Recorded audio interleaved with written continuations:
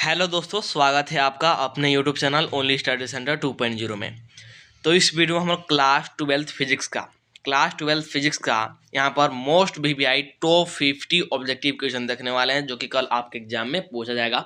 सारा question most important है, आप लोग एक बार जरूर कीजिएगा और कमेंट में बताइएगा कि आप लोग 50 में से कितना सही कर पा रहे हैं। मेरे आंसर बताने से पहले आप लोग खुद मन में एक बार सोच लीजिएगा और इस प्रकार से कमेंट में बताइएगा कि आप लोग का कितना सही हो रहा है।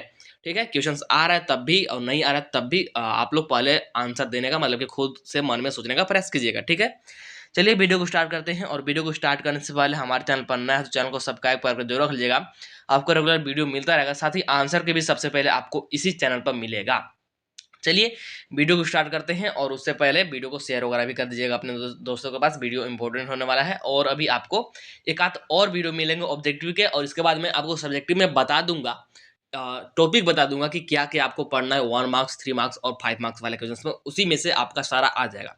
तो चलिए हम लोग यहाँ पर स्टार्ट करते हैं और इसके 50 objective most important viral question को देख लेते हैं। देखिएगा, फर्स्ट नंबर वाला हमारे पास क्वेश्चन क्या है। एक कूलाम आवेश के लिए इलेक्ट्रॉन की संख्या है। और एक ऐसा क्वेश्चन ना, फर्स्ट नंबर वाला क्वेश्चन में भी एक ऐसा 100% पूछेगा ही पूछेगा। बहुत भले क्या कर सकता है, मतलब कि डिजिट चेंज कर सकता है, लेकिन ऐसा एक पूछेगा। एक कूलाम आवेश के लिए पूछ रहा है इलेक्ट्रॉन की संख्या। ठीक, तो हम लोग जानते हैं एक इलेक्ट्रॉन बराबर कितना होता है। एक इलेक्ट्रॉन बराबर होता है 1.6 इंटू 10 कितना -19 कूलाम। तो हमको एक कूलाम के लिए निकालना है। एक कूलाम के लिए तो हम लोग यहाँ पर इसको डिवाइड लगा देते, तो 1/1.6 इंटू 10 का -19। ठीक, और ये हमारे ये किसके बराबर आ गया, तो ये 1 कूलाम के बराबर है। 1 कूलाम बराबर इतने इलेक्ट्रॉन। तो यहाँ पर डिवाइड लगाते हैं, तो अगर 1.61 में डिवाइड लगाएंगे तो यह आ जाएगा 0.625, और ये जो -19 से ऊपर जाकर के +19 हो जाएगा, +19। और अगर इसको साइंटिफिक रूप से लिखना चाहे प्रॉपर तरीके से तो ये इस प्रकार से हो जाएगा हमारा। ठीक है, ये हमारा ऐसा हो जाएगा 6.25 इंटू 10 यहाँ पर आ जाएगा 18, यानी कि 18। तो ऐसा ऑप्शन आपको दिख रहा होगा, ऑप्शन नंबर ए हो जाएगा यहाँ पर करेक्ट। ठीक है, इस प्रकार से आप लोग को सोल्व करना होगा। एक क्वेश्चन ऐसा 100% बनेगा ही बनेगा। फिर देखिए सेकंड नंबर वाला क्वेश्चन। सेकंड नंबर वाला क्वेश्चन क्या बोल रहा है, और मैं आपको फुल सिलेबस से यहाँ एमसीक्यू करा रहा हूँ, क्योंकि फुल सिलेबस से ही पूछेगा। क्योंकि अभी देख पा रहे हैं आप लोग, आपका इंग्लिश का एग्जाम हुआ, कंप्यूटर साइंस का एग्जाम हुआ, इकोनॉमिक्स का एग्जाम हुआ, हिंदी का एग्जाम हुआ, सारा में फुल सिलेबस से पूछ रहा है। मॉडल पेपर के हिसाब से नहीं पूछा है, इसलिए मैं आपको फुल सिलेबस से ही कराऊंगा। देखिए सेकंड क्वेश्चन, 1 माइक्रोकुलाम और 5 माइक्रोकुलाम दो आवेश हैं, उन पर कार्य करने वाले बलों का अनुपात पूछ रहा है। तो यह ना, ये सिर्फ आपको कंफ्यूज करने के लिए दिया है 1 माइक्रोकुलाम और 5 माइक्रोकुलाम। ठीक है, उन पर कार्य करने वाले बलों का अनुपात पूछ रहा है, मतलब कि एक दूसरे पर कितना ये बल लगाएंगे, इनडायरेक्टली ये बोल रहा है।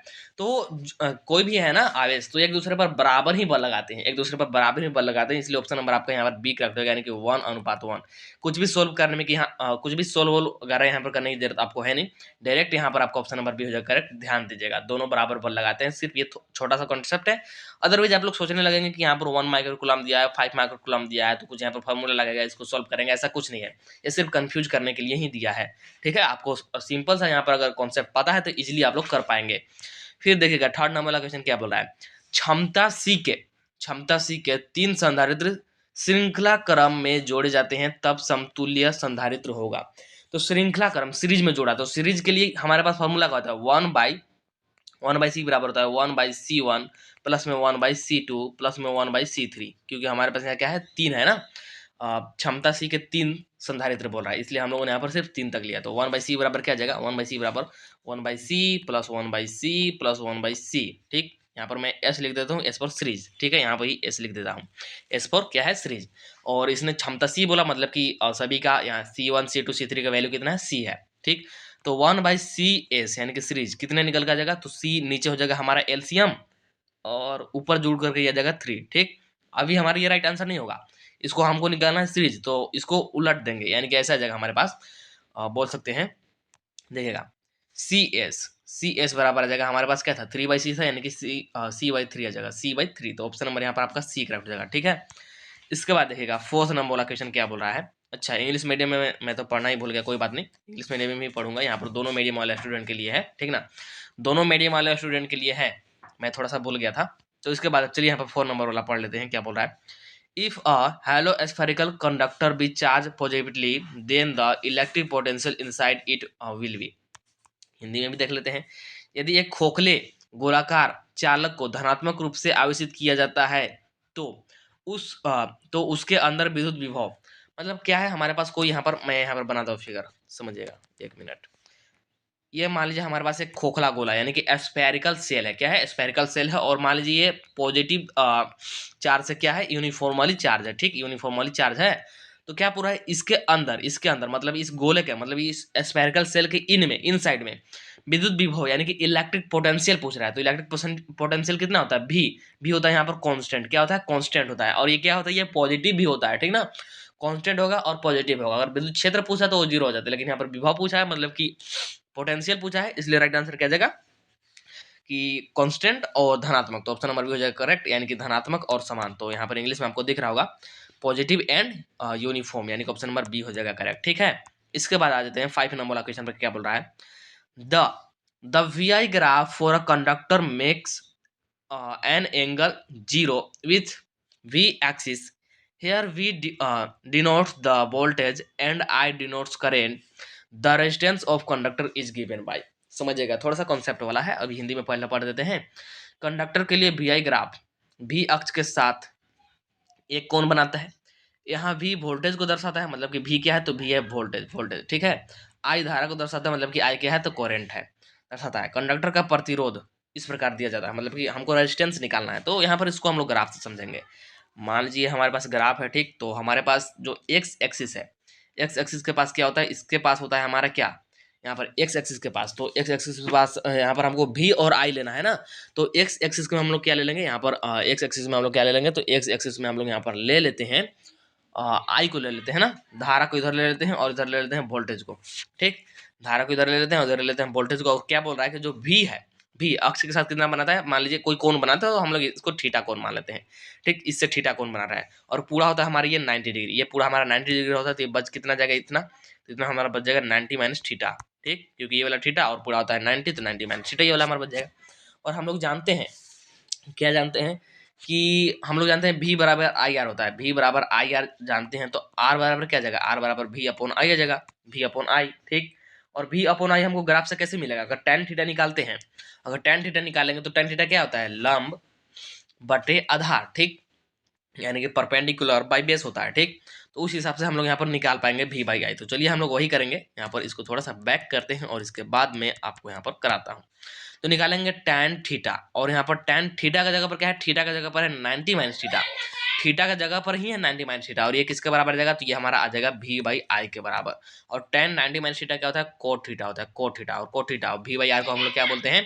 सॉरी, V बाई आई को क्या बोलते हैं? V बाई आई को बोलते हैं R। तो यही हमारा रेजिस्टेंस है। तो रेजिस्टेंस किसके बराबर होगा? कोट थीटा का बराबर होगा। यानी कि कौन सा ऑप्शन हो जाएगा राइट? ऑप्शन नंबर यहाँ पर आपका डी हो जाएगा राइट। ठीक है, इसके बाद 6 नंबर वाला क्वेश्चन देखिए क्या बोल रहा है। द इक्वेशन क्या है? Summation of E is equal to summation of I R is applicable to which law. यानी कि समीकरण ये जो हमको दे रखा है किस नियम पर लागू होता है? तो ये कौन सा नियम है? ये किरचॉफ का नियम है। किरचॉफ का कौन सा नियम? किरचॉफ का ये दूसरा नियम है, जिसको कि हम लोग लूप का नियम या फिर पास का नियम बोलते हैं। तो राइट आंसर क्या जाएगा? किरचॉफ का दूसरा नियम, यानी कि ऑप्शन नंबर हो जाएगा फर्स्ट करेक्ट। ठीक, चलिए 7 नंबर वाला क्वेश्चन देखिए क्या बोल रहा है।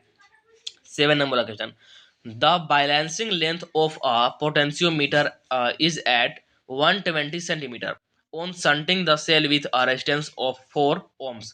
The balancing point shifts to a length of 60 cm.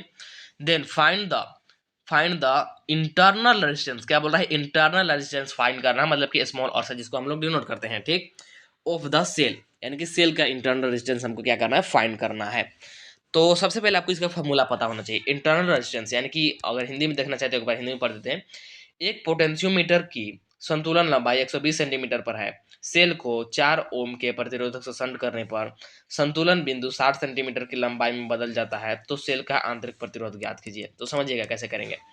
आंतरिक प्रतिरोध या फिर internal resistance small r is equal to होता है L1 बाई L2 माइनस का 1 और होल इंटू में आ जाता है R, कैपिटल R, जो कि मेन रेजिस्टेंस होता है ना। तो हमको L1 L2 यहाँ पर गिवन है। L1 कितना है? L1 है 120 सेंटीमीटर। L1 आप लोग प्रयास कीजिएगा जो बड़ा लंबाई होगा उसको लेने का। ठीक है, L2 क्या जाएगा? L2 हमारा आ जाएगा यहाँ पर 60 सेंटीमीटर। दोनों तरह का क्वेश्चन में आप लोग देख पा रहे होंगे। ठीक, और रेजिस्टेंस हमको गिवन है। रेजिस्टेंस ये R, ये रेजिस्टेंस ना R हमको गिवन है कितना? R हमको गिवन है 4 ओम। कितना? 4 ओम। तो सभी का वैल्यू पुट करेंगे, हमारा आंसर निकल के आ जाएगा। तो चलिए यहाँ पर पुट कर देते हैं और यहाँ पर कैलकुलेट भी कर लेते हैं। तो R इज इक्वल टू क्या आ जाएगा, L1 था तो L1 है 120 बाई L2 था यानी कि 60 माइनस का 1 और इंटू में रेजिस्टेंस यानी कि 4, ठीक 4। तो ये जगह 2 बार में कटेगा तो 2 माइनस 1 इंटू में 4 यानी कि 2 माइनस 1 यानी कि 1, 1 इंटू में 4 यानी कि 4, तो 4 आ जाएगा 4, ठीक है 4 ओम, ठीक है। तो राइट आंसर का जाएगा ऑप्शन नंबर यहाँ पर डी हो जाएगा करेक्ट। चलिए 8 नंबर वाला क्वेश्चन क्या बोल रहा है, identify the condition under which the force acting on a charge moving through a uniform magnetic field is maximum. उस स्थिति की पहचान कीजिए जिसके अंतर्गत एक समान चुंबकीय क्षेत्र में, कैसा, एक समान चुंबकीय क्षेत्र है, एक समान चुंबकीय क्षेत्र को हम लोग ऐसे डिनोट कर सकते हैं, ठीक है, एक समान चुंबकीय क्षेत्र के माध्यम से चलने वाले आवेश पर, और यहाँ पर कोई इसमें कोई आवेश चल रहा है तो इस पर कोई कार्य करने वाला बल अधिकतम हो, मतलब कि एक समान चुंबकीय क्षेत्र है, इसमें कोई आवेश चल रहा है तो इस पर बल लगा रहा है, तो ये बल अधिकतम कब होगा वो कंडीशन आपको बताना है। तो हम लोग जानते हैं कि एक समान चुंबकीय क्षेत्र में अगर कोई आवेश गति करता है या फिर इलेक्ट्रॉन गति करता है तो उसका फॉर्मूला क्या होता है, ए बराबर होता है, ए बराबर Q V B sine theta, और साइन का मान जब अधिकतम होगा तभी हमारा फोर्स अधिकतम होगा, और साइन का अधिकतम मान होता है 1, और कब होता है तो ये 90 डिग्री पर होता है, जो कि मैंने यहाँ पर लिख भी दिया, कोई बात नहीं, मैं यहाँ पर साइन थीटा लिखना चाहता था लेकिन लिखा गया 90, तो यही आपका राइट आंसर होगा, यानी कि theta is equal to 90 degree जब होगा तो ये क्यू भी बी के सिर्फ बराबर हो जाएगा, और यही मैक्सिमम फोर्स होता है। तो राइट आंसर का जगह राइट आंसर आ जाएगा ऑप्शन नंबर यहाँ पर आपका ए। चलिए आगे बढ़ जाए हैं, तो आगे 9 नंबर वाला क्वेश्चन देखिए क्या बोल रहा है, what torque act on a 70 tons coil of a 400 centimeter square area carrying a current of 20 ampere held with its axis at right angle, क्या बोल रहा है, राइट एंगल, राइट एंगल का मतलब क्या होता है 90 डिग्री, ठीक, टू यूनिफॉर्म मैग्नेटिक फील्ड, और यूनिफॉर्म मैग्नेटिक फील्ड बी भी हमको गिवन है, ठीक, और यहाँ पर हमको आई भी गिवन है, और यहाँ पर हमको नंबर ऑफ टर्न भी गिवन है, और यहाँ पर हमको एरिया भी गिवन है, सारा कुछ गिवन है। तो हम लोग को यहाँ पर क्या निकालना है, टॉर्क एक्चुअली निकालना है। अगर हिंदी में पढ़ ले एक बार तो देखिएगा, 400 सेंटीमीटर स्क्वायर क्षेत्रफल वाले 70 मोड़ वाले कुंडली पर कौन सा टॉर्क कार्य करता है जिसमें 20 एम्पियर की धारा समकोण पर 0.2 टेस्ला के एक समान चुंबकीय क्षेत्र तक होती है। तो समझिएगा इसको कैसे सोल्व करेंगे। सबसे पहले आपको टॉर्क का फॉर्मूला यानी कि बल आघूर्ण बोलते हैं ना हिंदी में, तो टॉर्क का फॉर्मूला क्या होता है, टॉर्क का फॉर्मूला होता है बीना साइन थीटा, ऐसे आप लोग याद रखिएगा, बीना साइन थीटा, और यहाँ पर थीटा का मान कितना है, समकोण है, समकोण मतलब 90 डिग्री, अभी तुरंत मैंने आप लोग बताया, और साइन 90 का मान कितना हो जाएगा 1, मतलब कि ये हमारा पूरा क्या हो जाएगा, ये हमारा हो जाएगा पूरा 0, तो इसको हम लोग यहाँ पर मिटा देते हैं, ठीक, और 0 नहीं मतलब कि 1 हो जाएगा, साइन 90 1 होता है तो उसको 1 से गुना करेंगे तो सिर्फ बीना ही बचेगा, तो मतलब इसको यहाँ पर आप रखने का कोई मतलब है नहीं, सिर्फ मैंने आप लोग को यहाँ पर फॉर्मूला बताया था कि कभी कभी अगर दूसरा कौन देते तो आप लोग मान बैठा करके रख सकते हैं, ठीक है। चलिए तो हमारे पास टॉर्क का फॉर्मूला क्या आ जाएगा, फिर बीन आ जाएगा क्योंकि हमारा साइन 91 बन जाएगा, ठीक है। अब यहाँ पर सारा का वैल्यू पुट करते हैं तो क्या आ जाएगा, क्या आ जाएगा, बी यानी कि मैग्नेटिक फील्ड हमको 0.2 गिवन है, ठीक, आई हमको 20 एम्पियर गिवन है, एन यानी कि नंबर ऑफ टर्न यानी कि फेरों की संख्या जो कि 70 गिवन है, और साथ में ए यानी कि एरिया, और एरिया हमेशा ध्यान रखिएगा कि मीटर में होना चाहिए, तो मीटर में यहाँ पर नहीं है, सेंटीमीटर में है, तो 400 लिखते हैं, और यहाँ पर इसको डिवाइड कर देंगे 10,000 से, कितने से 10,000 से, क्यों, क्योंकि यहाँ पर स्क्वायर है, स्क्वायर तो स्क्वायर को बदलेंगे तो क्योंकि 100 होता है, मतलब कि अगर सेंटीमीटर को मीटर में कन्वर्ट करता है तो 100 से हम लोग डिवाइड लगाते हैं, लेकिन यहाँ पर सेंटीमीटर स्क्वायर है तो 100 का स्क्वायर हो जाएगा, जो कि यहाँ पर इतना निकल कर जाएगा 10,000, ठीक है। तो चलिए अब फटाफट से कैंसिल करते हैं, तो 2 जीरो से 2 जीरो यहाँ पर कैंसिल, ठीक, 1 जीरो से 1 जीरो इसका कैंसिल, 1 जीरो से 1 जीरो इसका कैंसिल, ठीक, तो हमारे पास क्या हो जाएगा, ये हो गया 28 और 28 दूनी की ये हो गया 56, और 56 को गुना कर दीजिए 0.2 से, कितना आ जाएगा, तो ये आ जाएगा हमारा कितना आ जाएगा, 6 दूनी के 12, और एक हमारे पास हो गया हासिल, और 5 दूनी के 10, 1 11, और एक पॉइंट बता दीजिए यानी कि 11.2 समथिंग समथिंग आ रहा है, 11.2, ठीक। तो ऐसा ऑप्शन दिख नहीं रहा है, बाकी आप लोग एक बार चेक कर लीजिएगा, 11.2 ही हो जाएगा इसका राइट आंसर, यहाँ पर कोई भी ऑप्शन दिया नहीं है, ठीक है। एक बार आप लोग क्या करिएगा, कैलकुलेशन को चेक कर लीजिएगा, कहीं पर मेरा हो सकता है कैलकुलेशन इधर उधर हो, तो अदरवाइज कैलकुलेशन मेरा सही होगा तो फिर यहाँ पर ऑप्शन गलत दिया है, ठीक है। चलिए आगे बढ़ जाते हैं 10 नंबर वाला question, moving coil galvanometer can be converted into a ammeter, क्या करना है, मूविंग क्वाइल गैल्वेनोमीटर को क्या करना है, एमीटर में हमको कन्वर्ट करना है, ठीक। तो क्या करना होगा, मतलब कि एक मूविंग क्वाइल गैल्वेनोमीटर को एमीटर में परिवर्तित किया जा सकता है, तो कैसा परिवर्तित किया जा सकता है, तो देखिए गैल्वेनोमीटर मान लीजिए आपके पास है, यहाँ पर ये आपके पास गैल्वेनोमीटर, ठीक है, तो अगर आपको ए मीटर में इसको बदलना है तो इसके समांतर में यानी कि इसके पैरेलल में क्या लगा दीजिए, एक शंट रेजिस्टेंस, क्या लगा दीजिए, शंट रेजिस्टेंस इसको बोलते हैं। शंट रेजिस्टेंस का मतलब होता है बहुत ही छोटा मान वाला प्रतिरोध बोल सकते हैं, ठीक, बहुत ही छोटा मान वाला, इसी को बोलते हैं हम लोग शंट रेजिस्टेंस, वो भी कैसे, तो पैरेलल में यानी कि समांतर में, तो ऐसा कर देंगे तो ये हमारा क्या बन जाएगा, ये हमारा ए मीटर बन जाएगा। तो क्या हो जाएगा, समांतर में छोटे मान के शंट प्रतिरोध को जोड़कर, यानी कि introducing a shunt resistance of a small value in parallel, यानी कि ऑप्शन नंबर का हो जाएगा, ऑप्शन नंबर बी हो जाएगा आप लोग का करेक्ट। 11 नंबर क्वेश्चन देखिए, डायरेक्ट या ये आपका कॉन्सेप्ट बेस है या फिर बोल लीजिए डायरेक्ट फॉर्मूला बेस है। ध्रुव और भूमध्य रेखा पर नमन कोण के मान क्रमशः कितना होते हैं? तो याद रखिएगा, ध्रुव पर अगर नमन कोण देखा जाए, मतलब कि एंगल ऑफ डी पूछ रहा है ना, the angle of dip at the poles and the equator respectively. तो ध्रुव यानी कि पोल पर, अगर पोल पर देखा जाए ना, पोल पर एंगल ऑफ डीप, तो ये होता है 90 डिग्री। कितना होता है? 90 डिग्री, ठीक है। और यही अगर इक्वेटर पर देखा जाए, इक्वेटर पर, तो इक्वेटर पर कितना होता है? एंगल ऑफ डीप यानी कि क्या बोलते हैं? नमन कोण। नमन कोण या फिर अवनमन कोण भी कभी कभी बोल दिया जाता है। तो ये कितना होता है? इंग्लिश में देख लीजिएगा, एंगल ऑफ डीप ही रहता है। इंग्लिश में यहाँ पर बहुत ही आसान पड़ता है, तो एंगल ऑफ डीप तो क्या जगह यहाँ पर इक्वेटर पर होता है, मतलब कि बोल सकते हैं भूमध्य रेखा पर कितना होता है? 0 होता है। तो राइट आंसर जाएगा 90 degree comma 0 degree, option number D. Next 12 number बोला, क्या बोल रहा है? whenever the magnetic flux linked with an electric circuit change an EMF is introduced in the circuit, this is called। यानी कि जब भी विद्युत परिपथ में जुड़ा चुंबकीय प्रवाह बदलता है तो परिपथ में एक ईएमएफ प्रेरित होता है। क्या होता है? एक ईएमएफ प्रेरित होता है, ठीक होता है। तो इसे क्या बोलते हैं? इसको हम लोग बोलते हैं इलेक्ट्रोमैग्नेटिक इंडक्शन, यानी कि विद्युत चुंबकीय प्रेरण बोलते हैं, ठीक। क्या बोलते हैं इसको? विद्युत चुंबकीय प्रेरण। ऑप्शन नंबर फर्स्ट हो जाएगा करेक्ट। नेक्स्ट है the peak value of the AC current flowing through register is given by. यानी कि एसी का शिखर मान प्रतिरोध के माध्यम से बहने वाली धारा किसके द्वारा दी जाती है? तो इसको हम लोग किसके द्वारा दे सकते हैं? यहाँ पर ये पूछ रहा है। तो हम लोग जानते हैं कि आई बराबर होता है आई बराबर वी बाई आर। तो यहाँ पर अगर आई नोट दे दे तो आई नोट बराबर क्या होगा? ई नोट बाई आर। ये फॉर्मूला भी होता है, आप लोग याद रख सकते हैं। तो आई नोट बराबर E naught by R. Option number A आप लोग दिख रहा होगा, ऑप्शन नंबर ए हो जाएगा करेक्ट, ठीक है।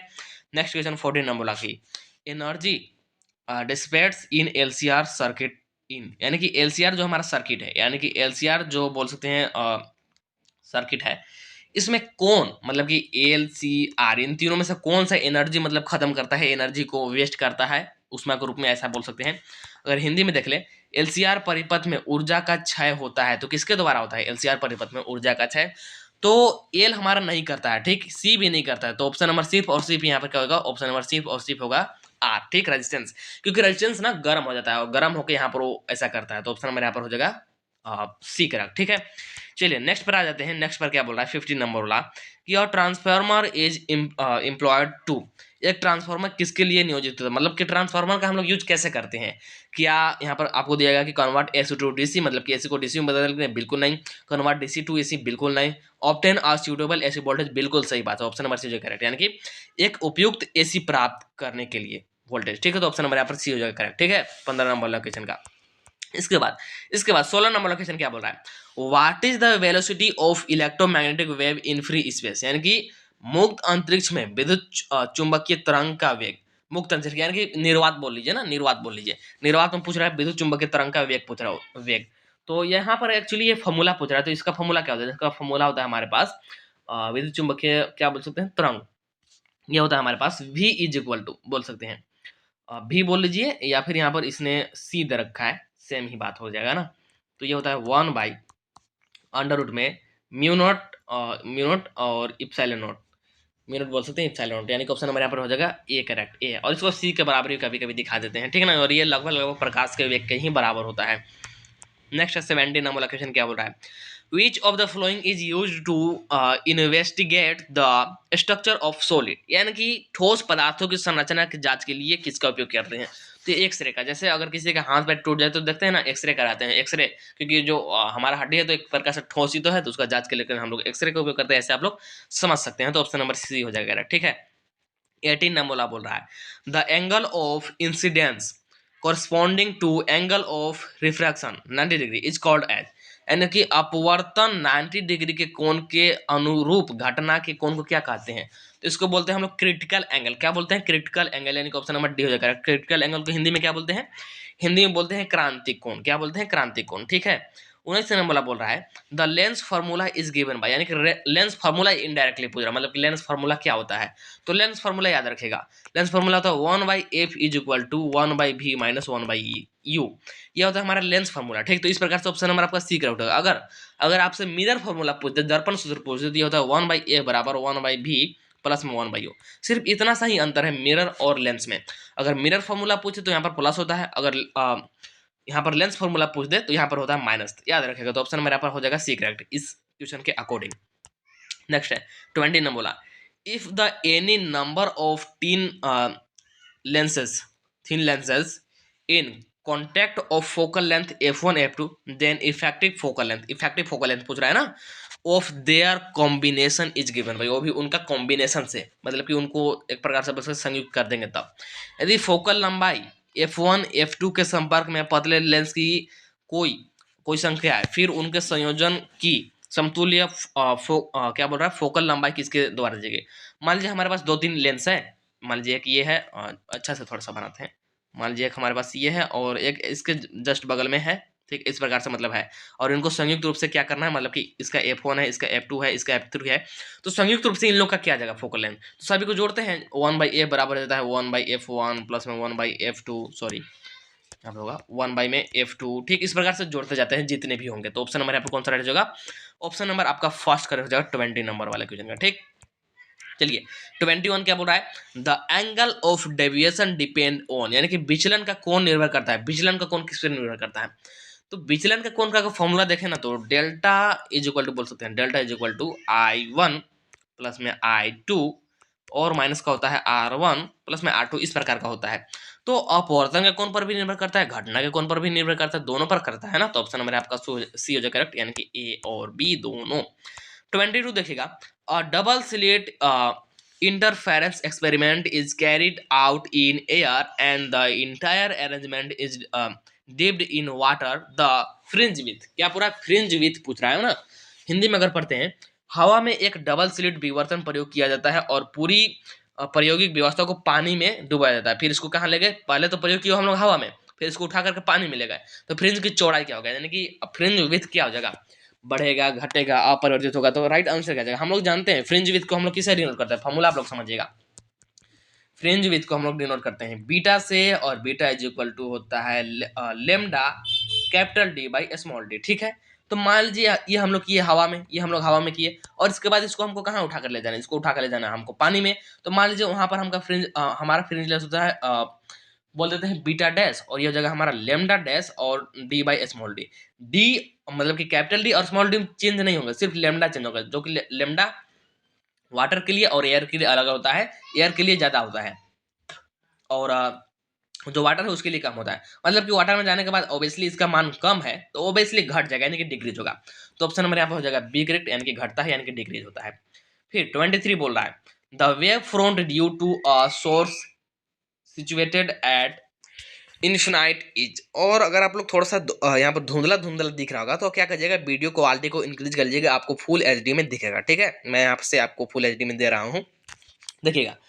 देखिएगा क्या बोल रहा है, देखिएगा यहाँ पर हिंदी में देखते हैं, अनंत पर स्थित स्रोत के कारण तरंग का तरंगागर कैसा होगा। अनंत से मतलब कोई अनंत पर मतलब हमारा कोई स्रोत है, मतलब कि बहुत दूर कोई स्रोत है और उससे तरंगागर आता है, वो तरंगागर कैसा होगा, वो तरंगागर होता है हमारा कैसा, समतल का समान होता है, यानी कि ऑप्शन नंबर सी हो जाए करेक्ट। फिर देखिएगा 24 नंबर क्वेश्चन क्या बोल रहा है, the phenomena of interference is based on, जो इंटरफेरेंस का फेनोमिना है किस पर बेस है, मतलब कि किस पर आधारित है, विवर्तन की घटना पर आधारित है, मतलब कि विवर्तन की घटना किस पर आधारित है ये बताना है। ठीक है, तो राइट आंसर क्या जाएगा हमारे पास, राइट आंसर इसका क्या जाएगा, विवर्तन की घटना किस पर आधारित है, तो इसको बोल सकते हैं ऊर्जा का संरक्षण, ऊर्जा का संरक्षण, यानी कि ऑप्शन नंबर क्या जाएगा, कंजर्वेशन ऑफ एनर्जी। ठीक है, कंजर्वेशन ऑफ एनर्जी हो जाएगा right answer, option number B हो जाएगा करेक्ट, यानी कि ऑप्शन नंबर बी हो जाएगा करेक्ट, यही पूछ रहा था हमसे। फिर देखिएगा 25 नंबर क्वेश्चन क्या बोल रहा है, the charge of a photo electron is, photo electron बोल लीजिए या फिर इलेक्ट्रॉन बोल लीजिए, एक इलेक्ट्रॉन पर चार्ज कितना होता है, तो हम लोग जानते हैं 1 इलेक्ट्रॉन इज इक्वल टू होता है 1.6 इंटू 10 की पावर कितना माइनस का 19 कूलम। ऐसा ऑप्शन यहाँ पर कहीं पर दिया नहीं है, तो यहाँ पर कोई भी होगा नहीं, लेकिन आपको वहाँ पर मिल जाएगा, मतलब यहाँ पर बोल सकते हैं नॉन ऑफ दिस, क्या नॉन ऑफ दिस, यानी कि ऑप्शन नंबर डी हो जाएगा करेक्ट। ठीक है, फिर 26 the strength of photo electric current depend upon, यानी कि फोटो इलेक्ट्रिक करंट की ताकत निर्भर करती है, तो किस पर निर्भर करती है, फोटो इलेक्ट्रिक करंट जो होता है ना, यहाँ पर लिखता हूं मैं, फोटो इलेक्ट्रिक करंट जो होता है, फोटो इलेक्ट्रिक करंट ये डायरेक्टली प्रोपोर्शनल होता है किसके, इंटेंसिटी के। इंटेंसिटी को हिंदी में क्या बोलते हैं, तीव्रता बोलते हैं, मतलब कि तीव्रता का सीधे समानुपाती होगा, मतलब कि तीव्रता पर निर्भर करेगा, ऑब्वियसली बात है। तो ऐसा ऑप्शन है आपको कहीं पर दिख रहा है क्या, घटना विकिरण की तीव्रता, यानी कि ऑप्शन नंबर क्या होगा, ऑप्शन नंबर सी हो जाएगा करेक्ट, यानी कि इंटेंसिटी ऑफ इंसिडेंट क्या बोल सकते हैं, रेडिएशन बोल सकते हैं, ऑप्शन नंबर सी हो जाएगा करेक्ट। ठीक है, आगे बढ़ जाते हैं 27 नंबर क्वेश्चन देखिएगा, de Broglie wavelength of a body of a mass m and kinetic energy E is given by symbol have their usual meaning, मतलब कि सिंबल का अपना एक मतलब है, ऐसा बोल रहा है। द्रव्यमान एम और गतिज ऊर्जा ई के एक पिंड के डी ब्रोगली तरंग दैर्ध्य किसके बराबर होगा? डी ब्रोगली तरंग दैर्ध्य पूछ रहा है। तो हम लोग जानते हैं लैम्ब्डा इज इक्वल टू क्या था, डी ब्रोगली तरंग दैर्ध्य का लैम्ब्डा इज इक्वल टू होता है एच बाई पी। एच होता है यहाँ पर ठीक है प्लैंक कांस्टेंट, और पी होता है मोमेंटम, ठीक है संवेग जिसको बोलते हैं। और इसको हम लोग ऐसे भी लिख सकते हैं एच बाई एम भी लिख सकते हैं। अदरवाइज क्या लिख सकते हैं? अदरवाइज इसको लिख सकते हैं यहाँ पर मैं लिख देता हूँ दो, तो मैंने आपको बता दिया, एक और होता है लैम्ब्डा इज इक्वल टू होता है एच बाई अंडर रूट में क्या होता है? अंडर रूट में 2m होता है। क्या है? अंडर रूट में 2m होता है। तो यहाँ पर आपका यही वाला ऑप्शन दिया है एच बाई अंडर रूट में 2m, ऑप्शन नंबर यहाँ पर फास्ट हो जाएगा। तीनों में से कोई भी ऑप्शन आपको दे सकता है, तो तीनों मैंने आप लोग को यहाँ पर बता दिया, ठीक है। नेक्स्ट क्वेश्चन पूछ रहा है 28 नंबर वाला कि Rutherford's experiments suggested that the size of the nucleus is about, मतलब कि रदरफोर्ड के प्रयोग ने सुझाया कि नाभिक का आकार लगभग होता है। मतलब कि नाभिक का आकार लगभग कितना होता है ये आपको बताना है मीटर में, वो भी ठीक। तो एक तो होता है नाभिक का आकार, ठीक है, यहाँ पर मैं आपको दो बताता हूँ, याद रखिएगा। एक तो होता है नाभिक का आकार, ठीक, एक होता है नाभिक का आकार, और एक होता है परमाणु का आकार, एक होता है परमाणु का आकार। दोनों ही हमारे रदरफोर्ड साहब ने बताया था, ठीक। अगर नाभिक का आकार पूछ ले, नाभिक का आकार, तो याद रखिएगा 10 के पावर -15 से 10 के पावर -15 से ठीक 10 के पावर -14 के बीच में हो सकता है, ठीक है। तो 10 के पावर -15 बोल लीजिए या फिर 10 के पावर -14 बोल लीजिए, और किस में? मीटर में, ठीक। और अगर परमाणु पूछ दे तो ये हो जाता है 10 के पावर -10 मीटर, 10 के पावर -10 मीटर। लेकिन हमसे पूछा क्या है? नाभिक बोला है, मतलब कि 10 के पावर -15 से 10 के पावर -14 के बीच में होगा। तो ऐसा ऑप्शन कहीं पर दिख रहा है? ऑप्शन नंबर आपको सी दिख जाएगा। तो 10 के पावर -14 मीटर टू 10 के पावर 10 के पावर -15 मीटर टू 10 के पावर -14 मीटर, यानी कि ऑप्शन नंबर सी हो जाएगा करेक्ट। और एक मैंने जो आपको परमाणु वाला बताया उसको भी याद रखिएगा, वो भी कभी कभी पूछ देता है, ठीक है। फिर देखिए 29 नंबर वाला क्वेश्चन बोल रहा है, क्या बोल रहा है? Which of the following spectral series falls within the visible range of electromagnetic radiation, मतलब कि निम्न में से कौन सी वन क्रमीय श्रृंखला विद्युत चुंबकीय विकिरण की दृश्यमान सीमा के भीतर आती है? मतलब कि किसको हम लोग देख सकते हैं, तो उसको हम लोग बोलते हैं बामर श्रेणी। क्या बोलते हैं? बामर श्रेणी, बाल्मर सीरीज बोलते हैं इंग्लिश में, यानी कि ऑप्शन मेरा जो है करेक्ट, ठीक। 30 नंबर देखिए क्या बोल रहा है कि a radioactive nucleus emits a beta particle, the parent and daughter nuclei are. क्या बोल रहा है कि एक रेडियोधर्मी नाभिक का एक बीटा कण उत्सर्जित करता है, मतलब कि बीटा कण क्षय होता है, ऐसा आप लोग समझिए। क्या हो रहा है? बीटा कण हमारे पास क्या हो रहा है? क्षय हो रहा है, ठीक। तो पेरेंट डाउटर नाभिक इनमें से क्या होगा? तो समझिए, मान लीजिए हमारे पास कोई एक एक्स परमाणु है, ठीक है, और इसका परमाणु क्रमांक जेड है और परमाणु भार ए है, ठीक है। और इसका क्या होगा? इसका मान लीजिए बीटा क्षय होगा, बीटा क्षय। तो बीटा क्षय में क्या होता है कि मान लीजिए हमारा वाई बन गया, बीटा क्षय में तो परमाणु भार सेम रहता है, परमाणु भार सेम रहेगा, लेकिन जो परमाणु क्रमांक है ये चेंज हो जाएगा। क्या हो जाएगा? परमाणु क्रमांक चेंज होगा और एक से घट जाता है, एक से घट जाता है ना। इस प्रकार से मतलब ये किस प्रकार है? ये आपको भार सेम रखा, भार सेम, तो भार सेम मतलब समभारिक। समभारिक इंग्लिश में क्या बोलता है? आइसोबार्स बोलते हैं, आइसोबार्स। ऑप्शन नंबर डी हो जाएगा करेक्ट। और यहाँ पर भी आइसोबार दिया, जबकि यहाँ पर होना चाहिए समभारिक, ठीक है। इसके बाद 31 नाम बोला, क्या बोल रहा है? The radius of spherical nucleus as measured by electron scattering in 3.6 Fermi-meter. What is the mass number of the nuclei most likely to be? यानी कि इलेक्ट्रॉन प्रकीर्णन द्वारा मापा गया गोलाकार नाभिक की त्रिज्या, ठीक, नाभिक की त्रिज्या कितना है? 3.6 फर्मीमीटर। कितना? 3.6 फर्मीमीटर, ठीक है। तो नाभिक का द्रव्यमान संख्या सबसे अधिक क्या होने की संभावना है? तो हम लोग जानते हैं फॉर्मूला क्या होता है। फॉर्मूला होता है R is equal to R naught, और यहाँ पर होता है ए के पावर में 1/3, ए के पावर में 1/3। और क्या क्या गिवन है? इसने हमको आर का मान दे दिया, आर का मान, वो भी फर्मीमीटर में। तो 3.6 ले लेते हैं, फर्मीमीटर लिख लेते हैं। आर नोट का मान हमको पता है, आर नोट का मान फिक्स होता है 1.2 फर्मीमीटर होता है, 1.2 फर्मीमीटर हमको निकालना है, यही तो निकालना है। तो वो ए के पावर 1/3 को छोड़ देते हैं, ये इधर आकर के डिवाइड लगाएगा तो कितना हो जाएगा? ये 12×36 यानी कि 3 बच जाएगा। मतलब कि ए के पावर 1/3 इज इक्वल टू हो जाएगा 3। अब तीनों तरफ क्या कर देते हैं? क्यूब कर देते हैं, मतलब कि 3 घात से गुना कर देते हैं। तो इधर हमारे 1 हो जाएगा और इधर हो जाएगा 3 के पावर में 3, इसको हम लोग बोलते हैं 27। ऑप्शन नंबर फर्स्ट करेक्ट, ठीक है। चलिए 22 देखिएगा, इन रिवर्स बायस, यानी कि रिवर्स बायस में क्या होता है? रिवर्स बायस चैप्टर नंबर आपका कौन सा है? चैप्टर नंबर ये आ गया 14, ठीक ना। रिवर्स बायस में क्या होता है? रिवर्स बायस में करंट सप्लाई नहीं होता, सिंपल सी बात है, यानी कि कोई करंट प्रवाहित नहीं होती है, यानी कि no current flow. Option number B correct, ठीक है। 33 देखिएगा, to obtain P type silicon semiconductor we need to dope pure silicon with, मतलब कि पी टाइप सिलिकॉन अर्धचालक प्राप्त करने के लिए हमें शुद्ध सिलिकॉन के साथ डोप करने की आवश्यकता है। तो त्रिसंयोजक यानी कि ट्राईवैलेंट यहाँ पर हम लोग अपमिश्रक को क्या करेंगे, संयोजित करेंगे। और ट्राईवैलेंट अपमिश्रक क्या है, तो एल्युमिनियम है। आलू, बैंगन, गाजर, इन, थैला, ऐसे आप लोग याद रखिएगा, ठीक है। इसके बाद आ जाते हैं 34 नंबर पर, क्या बोल रहा है, in semiconductor which are responsible for conductance, ठीक, यानी कि अर्धचालक में जो चालन के लिए जिम्मेदार है। अर्धचालक में चालन के मतलब कि अर्धचालक में जब धारा परागित होना तो किसके कारण होता है, एक तो इलेक्ट्रॉन होता है, एक इलेक्ट्रॉन, और साथ में एक यहाँ पर और होता है होल्स। किसको बोलते हैं, होल्स। होल्स को हिंदी में बोलते हैं छिद्र या फिर कोटर, या फिर कभी कभी और भी कुछ बोला जाता है, तो उससे आप लोग ध्यान रखिएगा। और हिंदी में ज्यादा कंफ्यूज होते हैं तो इंग्लिश में याद रखेंगे, डायरेक्ट होल्स होता है। तो इलेक्ट्रॉन और छिद्र दोनों, यानी कि ऑप्शन नंबर हो जाएगा बी करेक्ट, ठीक है। इसके बाद आ जाते हैं 35 नंबर वाला क्वेश्चन, क्या बोल रहा है, in full wave rectifier input AC current has a frequency भी, the outer frequency of current is, यानी कि पूर्ण तरंग रेक्टिफायर में इनपुट एसी करंट में एक आवृत्ति भी होती है, धारा की आउटपुट आवृत्ति क्या होगी, आउटपुट आवृत्ति। तो फुल तरंग रेक्टिफायर है ना, रेक्टिफायर को आई थिंक दृष्टिकारी बोलते हैं हिंदी में, मतलब कि फुल वेव रेक्टिफायर। तो अगर मान लीजिए भी है, अगर फुल वेव रेक्टिफायर तो ये हो जाएगा 2B, सिंपल से याद रखिएगा। ऑप्शन नंबर क्या होगा, ऑप्शन नंबर यहाँ पर आपका हो जाएगा सी करेक्ट, यानी कि 2B, ठीक है।